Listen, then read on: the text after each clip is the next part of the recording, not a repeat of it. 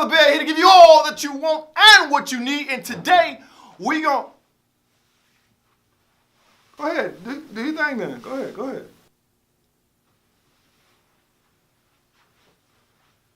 And today, we gonna get you a job, player. But J-O-B, we gonna get you one. We gonna get you several. We gonna get as many as you need. And we might show you how to pull off a suit too. Yeah.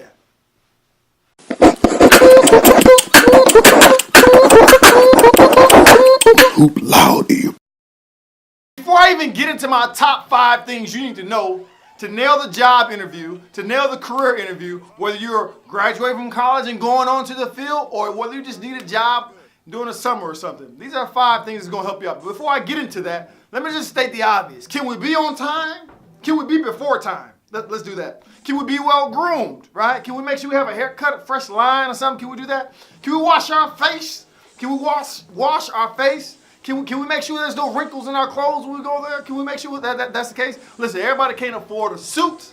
I get that. Number 1 thing you need to know as it relates to a job interview as being a student athlete is realizing that people don't care that you're a student athlete.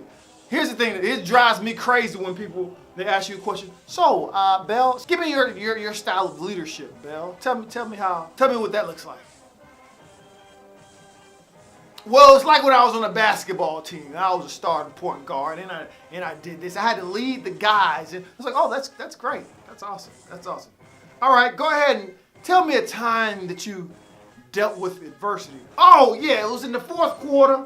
You know, when I was down and out, but I knew I had to hit the shot. I knew I had to hit the shot. Tell me a time that you had to advocate for someone and tell me a time that you had to advocate for someone and just give us a step-by-step of how you did that.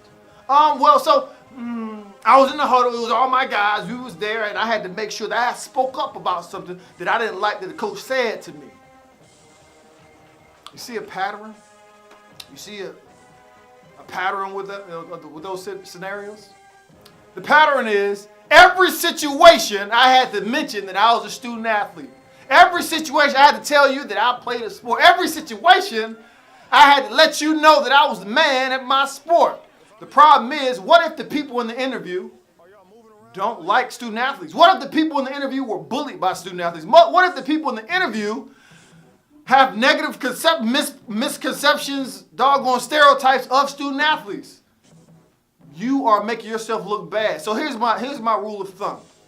A little sprinkle. That's it. Just a little sprinkle of that was a part of what you had in the past, but it shouldn't be. You shouldn't be pouring it on everything. One time, maybe twice, but that's it. You got to realize that there are things that you've experienced beyond your sport that will be helpful to any organization, company in the world. But if you just limit yourself off this whole, oh, I was playing basketball, or I played football, or I played tennis, don't nobody care. Do not use that as an example for more than one time. That's all you get. One time I was a captain on my basketball team one time. Everything they ask you don't have anything to do with basketball. Don't have everything to do with basketball or football or tennis or whatever sport you played. Show that you're well-rounded in other places as well. It could be personal stories that you're telling about your family, how you have to step up. It could be different things. It don't have to necessarily be basketball. It could be dealing with something you dealt with in class. It could be anything, but don't let it just be basketball. It's like a secret as it relates to job interviews. Job interviews don't have anything to do with your resume, but have everything to do with if I like you. Dig? If I like you. Don't be telling me stuff that's on your resume. I can read that you went to this school. You got these community service hours. And you can mention some of those things, but for the most part, they want to know if they like you. Listen, I gotta work with you. I gotta work with you for 8 hours a day. Is it gonna be a situation where I can't stand working with you? It doesn't matter that you have all the knowledge. If people aren't approachable and they can't come up there and approach you on situations, then what good does it for you to have the knowledge? It doesn't matter. So people want to know if they like you. I had a previous supervisor that told me this one day. He said, Bell, listen, I can teach you everything you need to know, but will I enjoy being around you? Or will you suck the energy out of the room because you're negative? When things don't go your way, you're just negative Nancy. So that's what you got to understand. Be relatable. Be approachable. You know, when you're speaking to these individuals, are they genuine? Are they empathetic? Things like that. That's more important than how many words per minute you can type, right? You want to put that kind of stuff on your resume, and you may want to talk about it once or twice in your interview process. But the main thing is they want to make sure that you're a human being, you're empathetic, and you're gonna be fun to hang around at the job. Because 8 hours is a long time to be with someone that has all the knowledge, but you can't stand being around. Number 3, what I want you to do is find someone that is credible enough to review your resume. Not your mom, not your dad, not to say they're not credible, but you need someone that's going to be unbiased as it relates to your resume. Get a professional. It could be some resources you have on campus. Sometimes they have career places that can review your resume. Use those resources on campus, but if you're not in school, find someone that's unbiased that can read this and get multiple people doing it. Why? Because your resume is your first take-home quiz. The fact of the matter is, when they look at that doggone resume and they see spacing issues, they see spelling errors, they see punctuation errors, they're like, nah, if this joker had time to come up with this resume and it's still wrong, then what the heck they gonna do when they get free range to our office and send out emails to people? They're not gonna be professional. They can't be professional on this resume. They can't be professional in the future. So take your time with this resume. This is your first take-home quiz, first take-home test. Take your time, you read over it, and make sure it, on paper, express who you are before they even see you.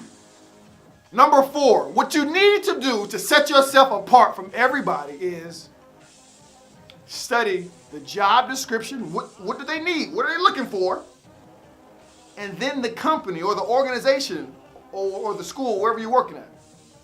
Study those things. Because when you study those things, you become knowledgeable about what they want to the point where you're not guessing. But beyond that, the reason why you want to study not only the job description in an organization or a company that you're interested in, because once you study it in advance, you're able to speak the language. Every organization, every company, every team, every company, they have a certain language, a certain cadence they march to as it relates to that different environment.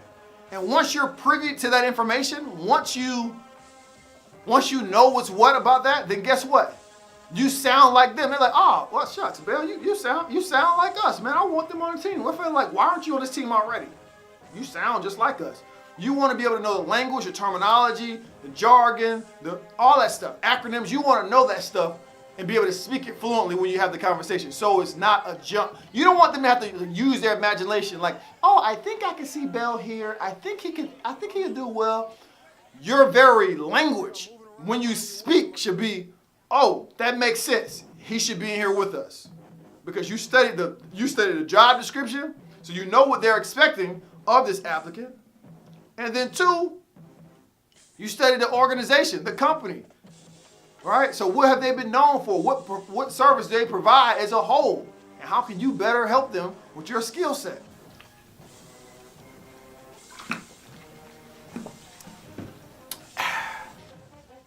I want you to be hungry, but I don't want you to be thirsty. Hungry means that you prepare for the interview. You already did the things that I talked about beforehand as far as you know the job description. Just this over the top, this non-genuine, this artificial deal of, oh yeah, they ask you a question, everything. Oh yeah, I can do that. Oh yeah, I would love to do that. I've done that. I've done all this. I've done it. I'll do anything you need me to do. However you want me to do it, how fast, how hard, whatever you need me to do, I'm gonna do it. I'm gonna do it real fast. I'm gonna do it all the time. I'm gonna stay there. I'm not even gonna go home. I don't do anything for free time. I just do this. All I love is to work. I just want to work. When you're thirsty, people can smell that a mile away. Don't be thirsty. Don't be thirsty. And realize this. You are interviewing them as well. Yes, they are interviewing you. They want to see if this is a good fit for them. But doggone it, you are interviewing them as well. How do they handle themselves as well? Right? And you can't do that. You can't interview them if you thirsty. If your mouth dry. Okay? You can't do that. You need to make sure you hydrate before you get up in there. So you can peep game and be like, nah, Joker, I know I like this job, but I wouldn't want to be working with you. understand that as well.